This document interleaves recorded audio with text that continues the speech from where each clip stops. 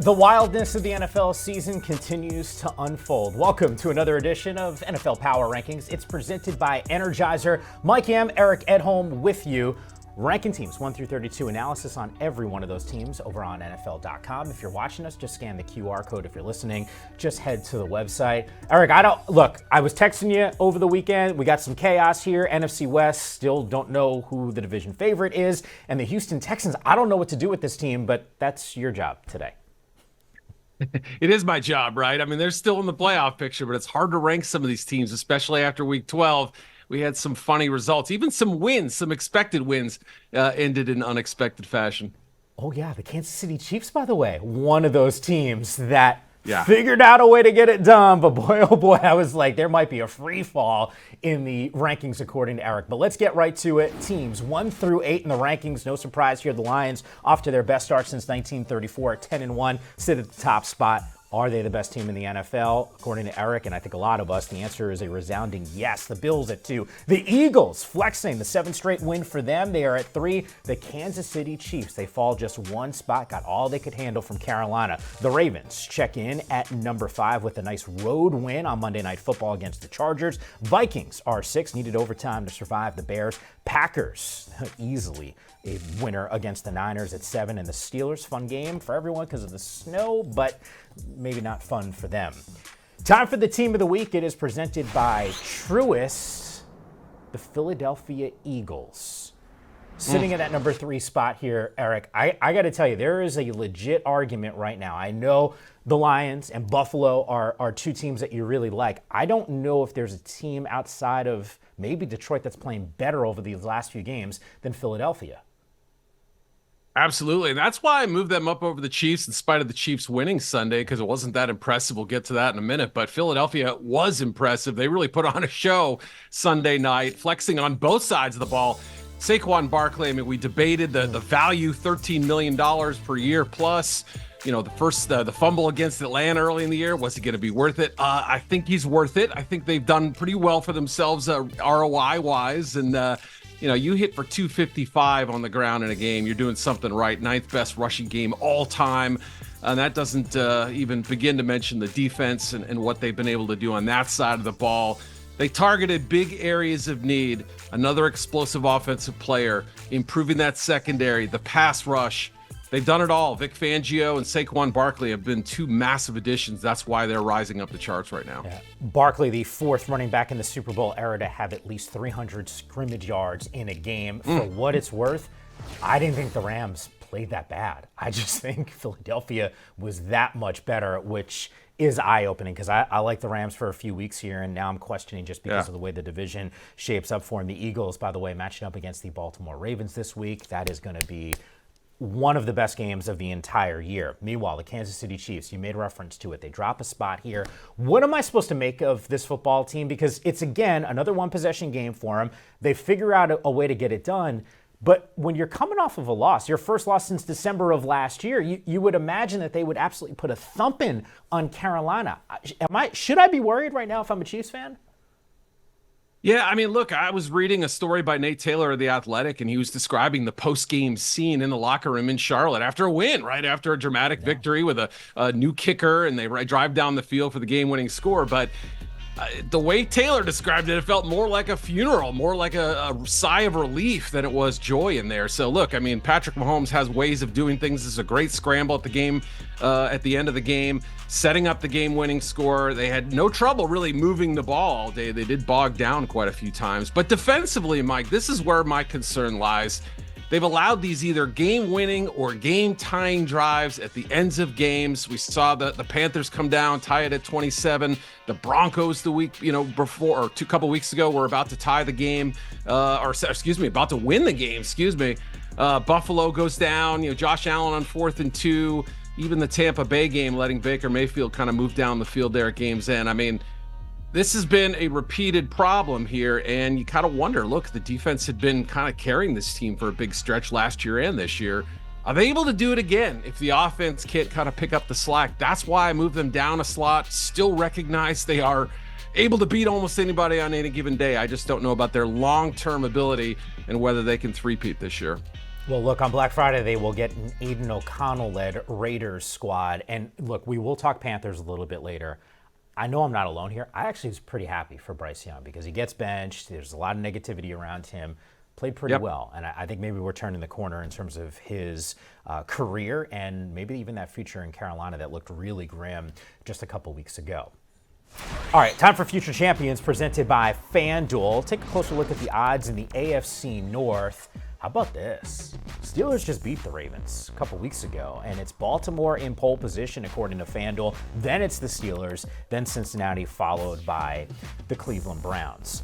But let's circle up on this number 5 team, and that's the Baltimore Ravens. They move up 2 spots for you, Eric. When you look at this squad, this was an impressive win for them, and I think the other aspect of this is they're going up against the number 1 scoring defense in the Chargers, light them up offensively. Most points that the Chargers have given up so far this season. To me, like this is the Baltimore team that I thought we were going to get at the start of the year. When they're at their best, Eric, they can beat anyone. Yeah, as I wrote, I think they could heat up as quickly as anybody. Lamar and that offense, when they get cooking, there is no preheat time. They go from cold to nuclear, and that's what we saw at the end of the first quarter. They turned it over quickly. Lamar hitting this long, deep pass to kind of get them spurred a little bit. And then also the 4th and 1 from their own 16. Boy, I remember how blue in the face we got talking about Belichick going for it years ago from his own 29 late in the game. Here are the Ravens kind of rewriting the rule book, if you will, and getting it without one of the 2 best players touching the ball. So they have ways of confounding people, even the best defenses like the Chargers. Maybe they were a little exposed against the Bengals and certainly on Monday night against the Ravens. But I'll tell you what, if they play moderately well on defense, they can overcome some of these penalties, which are a problem every single week. They can overcome a slow start on offense because they have the chance to get nuclear hot all of a sudden, and that's what makes them so dangerous this year, even if last year's team was maybe the better model. Yeah, 3 for 3, by the way, on those 4th down conversions. You highlighted one of them. That was certainly huge here. And you can story what could have been an undefeated season for this team if you think about some of the losses. Isaiah Likely in week number 1 against the Kansas City Chiefs back of the end zone looked like it was good. It obviously wasn't. We saw them with a 10-point advantage in the 4th quarter against the Raiders. They lose that one. Jameis Winston comes in for his first start. He goes and beats them. Yep. You know, the point is there are these tight games, but Baltimore at their best is dangerous as anyone. To number 6 we go. Sam Darnold in overtime. Big drive, leads to a game-winning field goal. I don't know. Like, I'm cautiously optimistic. I'm buying on this Vikings squad, and it looks like you are too with the 6th position on your rankings. Yeah, I mean, I dropped them down a spot because I thought, boy, they shouldn't have let it get to overtime. But the best thing that came out of that game was the fact that it did go to overtime because Sam Darnold, I thought, had his best series of the season. 6 for 6, 90 yards passing to set up the game-winning field goal. Hard to get 90 yards passing on a single drive, but Sam did it, overcoming a couple penalties to do so. Made decisive reads, accurate throws, looked like he had command. You know, there have been times where it's been a little shaky this season. We know Darnold's reputation from previous stops in Carolina and New York, but this was arguably one of his best moments of the year. Again, I don't like the fact that they blew an 11-point lead with a little over 90 seconds left, but you know, this Vikings team has to feel a lot better about itself. Didn't get a whole lot from Justin Jefferson. It was all Jordan Addison in this game pretty much. He had career high numbers. Jefferson had 1 7-yard catch until about halfway through overtime. So, you know, it's on the one hand good that they can win these games without Jefferson going off. They can have other people, you know, sort of carry the load, if you will. But seeing Darnold convert that drive after the Bears punted, I think was a big confidence statement for them, and knowing that at some point they're going to need a drive like that in a huge game. No question about that. By the way, I like where you have the Vikings because those teams that you slotted in front of them, it makes sense to me. The only pushback that I have for you from a Chicago perspective, they're playing some of the best ball that they've played this entire season. It's just not equaling wins for them at this point. But I think you're spot on from a Minnesota perspective. The Steelers, I was telling people here in the building before this game, I'm telling you, I think the Browns are going to win this thing. It feels like a letdown. I wasn't overly impressed by the win against the Ravens because of how it looked on the field and how Baltimore played in this game. But is there anything cooler than watching a game in the snow and seeing some of those high-res slow-motion videos on social media? Oh, man, I love it. I absolutely love it. Look, I live in a winter climate. I'm here in Chicago, so obviously the snow is sort of my friend, or I have learned to embrace it. But yes, there is nothing more cinematic, more exciting than to see a game in the snow. Now, players may not like it, guys from the southern part of the country, and the Steelers may not like it because they didn't perform all that well. It started getting heavier and they were trailing. They found a way to get back in the game, but just couldn't hold on at game's end. So, I'm worried about the Steelers offense a little bit. Too hot and cold. I know they came in with a lot of points scored on average, but that streak of 22 straight quarters with the points ended in this game. And by game's end, you could see they were having trouble handling the ball, having trouble with communication up front, didn't hit enough big plays, and they lost a crucial division game. So, yeah, I mean, it's hard to know exactly what we have with the Steelers. Clearly better than a year ago, clearly a team that could win a playoff game, but I think at this point their limitations are starting to, become a little more outsized. And they will match up in another divisional matchup in a game that one team is very desperate, and that is the Cincinnati Bengals. Still more to get to, though, on NFL Power Rankings. One team in the NFC, they've been making a ton of headlines most of the season, but now they're dropping some games. Are the Commanders pretenders? Plus a stat about the Chargers that you got to hear. That's coming up next.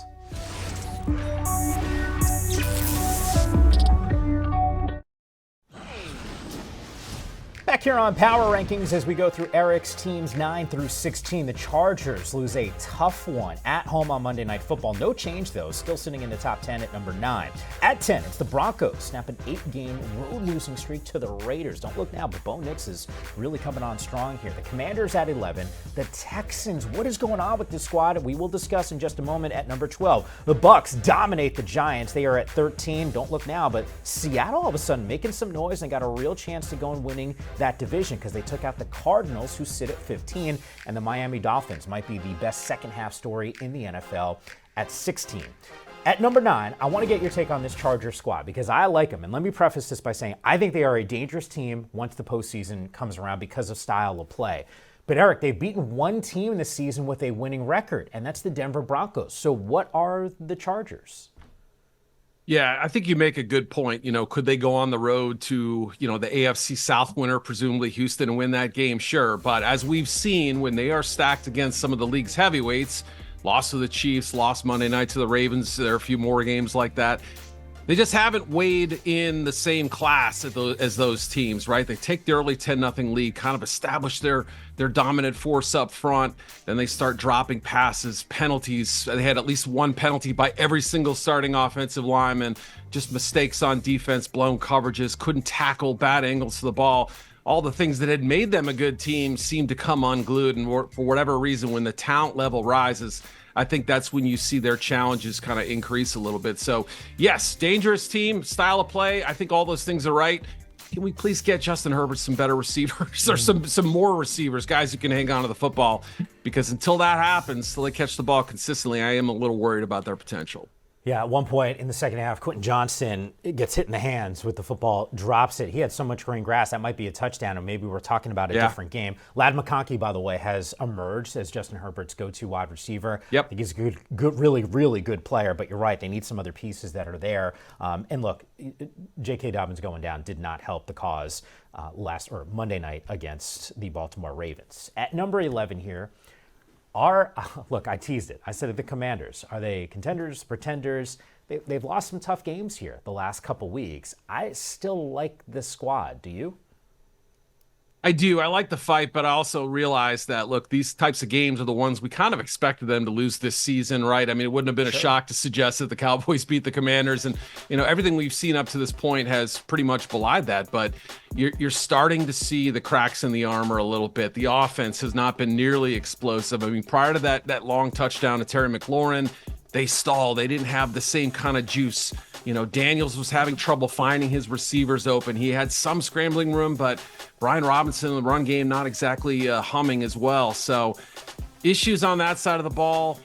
Obviously some questions on defense, and then the way the game ended, the special teams disaster, one of the worst sort of 3 or 4 play stretches that you'll ever see in a game. But even before that, I think some of their troubles did come out. So I love the job they've done, but they're hitting the wall on both sides of the ball, and that is a problem heading into the home stretch. 4 touchdowns scored in the final 3:30 of the game. What a wild finish, and the Commanders this close to pulling this thing out.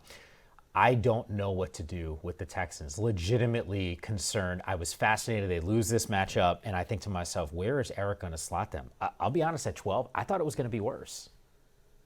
Yeah, I mean, that says something about this group, though, doesn't it, Mike? I mean, you kind of look and all these teams have a little bit of a question, a little something holding them back. Maybe it's their record, maybe it's their quarterback. That's not really the case with the Texans. They're in great position to win this division. They just have to win games and stop shooting themselves in the foot. Look, I thought C.J. Stroud threw 2 bad interceptions, 2 picks that were on him, and we haven't said that very often. He doesn't have a lot of 2 interception games in his short career. But that one right there, staring down the linebacker, not able to float the ball to the second level. You know, we saw it in other games as well. Here's the safety at the end of the game. You know, just too many mistakes. Now, the pressure they're giving up is a problem. But Stroud's got to take some of this responsibility, too, and that defense has to tighten up. Too many big plays. Yeah, they've lost 4 out of their last 6 games at this point, a season low, 12 points. 3 for 13 on third down. Not going to get it done. In fact, in the second half, they were 0 of 6 on third down. They had just 4 first downs in the second half. You don't expect that from this team. The expectation is much higher. Get an opportunity to get back in the win column with a matchup against Jacksonville. All right, the Seattle Seahawks. They're proving some doubters wrong here. I know it was a strong start, then they hit a little bit of a lull. Now all of a sudden they're beating some good teams, right? San Francisco, well, I don't know how we feel about San Francisco being a good team, but they beat them in the Bay Area, and then they take out a Cardinals team where the arrow was pointing up. How much of the Seahawks stock would you be willing to buy at this point in the season? Yeah, well, they've certainly won the most important games, right? The division games, they had to do it on the road at San Francisco and then coming back with no hot water in the facility for several days last week because of the power outages. They toughed through it and they found a way. It was a defensive battle. That's what you'd expect in a Mike McDonald, Jonathan Gannon game.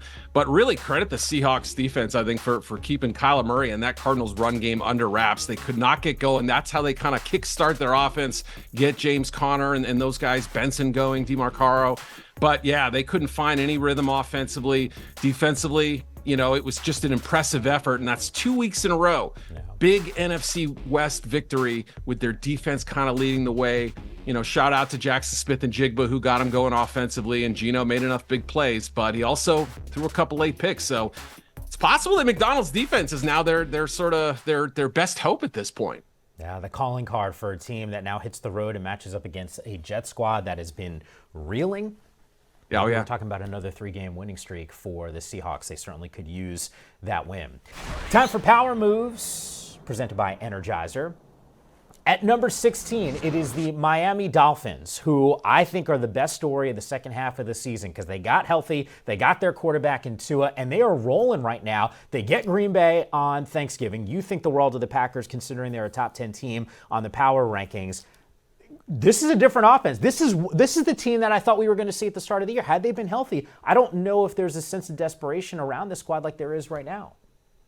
Yeah, and this is the ultimate test for them too, Mike, isn't it? Right down the stretch, they struggled last year. What did they struggle with? Cold weather games. They're going up to Green Bay. We're expecting weather in the 30s, maybe some snow. This is the opportunity for them to kind of slay the demon, if you will. Yeah, those losses to Arizona and Buffalo still sting. Had they won those, totally different picture. They'd be higher on this list for sure. But Tua has played well since returning. That's the biggest thing. We went from talking about him retiring to him being a big reason why the Dolphins are still in this race. They've gotten their playmakers the ball, and defensively they have been much, much, much better. So it's impressive to see. Now, can they finish this thing off? Still a long way to go, but you go up to Green Bay and get a win on Turkey Day, you're doing all right for yourself. Yeah, it's a really good point, Eric. I hadn't thought about it like that because Tua's been balling, but you're right. A couple weeks ago, we were like, hey, should this dude be out there? Should we be considering him as a guy that maybe would be, for the long term, better off not playing? But he's balling right now with a over 70% completion percentage since his return, and once again, that team continues to win. We got more to come here, though, on NFL Power Rankings. The 49ers went from Super Bowl contender to maybe not even making the playoffs. We give you the state of San Francisco coming up next. And we're loving up some of the bottom feeders and the power rankings from the last few weeks that are now winning some games.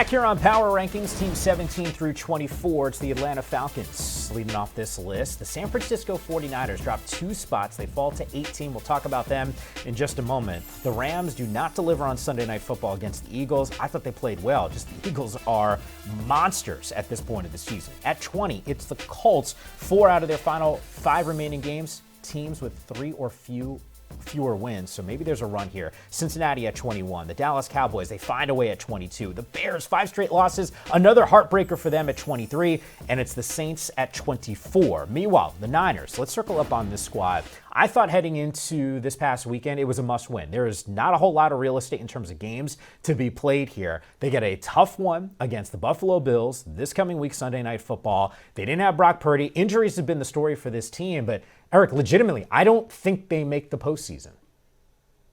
Yeah, it's feeling more and more every day, to me at least, like the 2020 season. Now that 2020 was its own sort of animal, but the 49ers were ravaged by injuries that year. You know, they kept kind of hanging in there, giving themselves a chance, but never really making that big burst. And, you know, even with McCaffrey coming back, a rare fumble from him against the Packers. And, you know, Kittle has the big game, but, you know, other things kind of offset it. They weren't able to stop him on defense. There have just been so many problems and so many, you know, giveaway losses, right? The Cardinals game early in the year, the Rams, there have been plenty of those, but this one on Sunday was just being outclassed. Look, I didn't think Brandon Allen played that poorly, to be honest, but all the other aspects of the 49ers need to be a lot better. So I'm with you, Mike. I just don't see a realistic path. But then again, the NFC West is pretty loaded, and if all those teams struggle down the stretch, they're still in it. Okay, I'm glad you bring that up because in terms of wild card spot, I don't know if I'm buying. A game and a half back of the Commanders right now, who sit in that 7th seed, that final wild card spot. I think the path for them is to go and win the division. The problem is they got losses against Seattle. They got a loss against Arizona as well. You know, I don't know. Once again, just not a whole lot of real estate for this squad. All right, let's move on to teams 25 through 32. The Browns at 25, a win against the top 10 team. Eric, you got them at 25. Like, what gives there? At 26, it's the Jets. 27, the Panthers are 27. They almost beat the 2-time Super Bowl champs. At 28, the Titans beat the 12th-ranked team on your list, the Houston Texans. At 29, it's the Patriots, the Giants. I don't even want to go there. At 30, at 31, Gardner Minshew done for the year. It's the Raiders. And at number 32, good night, Jacksonville. All right, I got to go rapid fire because I highlighted the best of the rest here, some teams that have performed well over the weekend, and one of them did lose. Yeah. But the Browns at 25, the Panthers at 27, and the Titans at 28. Give me the take. Let's start here with the Browns. Love them up. Yeah, they're like the best of the rest, right? And they were like, but you know, when my college basketball team would always be 26th in the ranking, they would be ranked first, just outside the top 25. That's kind of where the Browns are right now. Jameis has given them some life. Could he be their bridge quarterback next year? If he keeps playing this way, there are upset potentials, you know, throughout the rest of the season. So he pulls off 1 or 2 more of those, absolutely gets that opportunity. So it's been fun to watch a little rebirth here. Yeah, look, everyone in the NFL loves Jameis. I'm just going to throw that out there. At 27, the Panthers, they move up a spot. I got to tell you, I'm smiling ear to ear. I am very, and I mentioned this at the top of the show, happy for Bryce Young. Is this team, have they turned the corner? Well, Bryce Young has turned the corner, right? Every single week it seems like he gets incremental games, and you saw, you know, Dave Canales kind of soft-footed a little bit. He wasn't going to throw all his support towards Young, but now he said, look, Young's play has spoken for itself. That has been the best development the last couple weeks, absolutely. Tennessee Titans checking in at 28. And by the way, I get it. The Panthers did lose the game, but I'm just saying, just smiling for Bryce. Titans. Yeah. Are we feeling good about this squad? Too many turnovers, you know, too many big plays allowed, but they are explosive. I'll give Will Levis a little bit of an extension here, but he's going to have some competition next year. The turnovers continue. They were a little bit lucky to win that game, but a big win for them nonetheless. No, it's a huge win. It's against that defense too. Absolutely. We beat up on the teams at the end of the show that are at the bottom of this list, and finally we can talk about some wins for some of these squads. Eric, you are the best man. Always appreciate you. Feels good. And hanging out with you on another edition of NFL Power Rankings.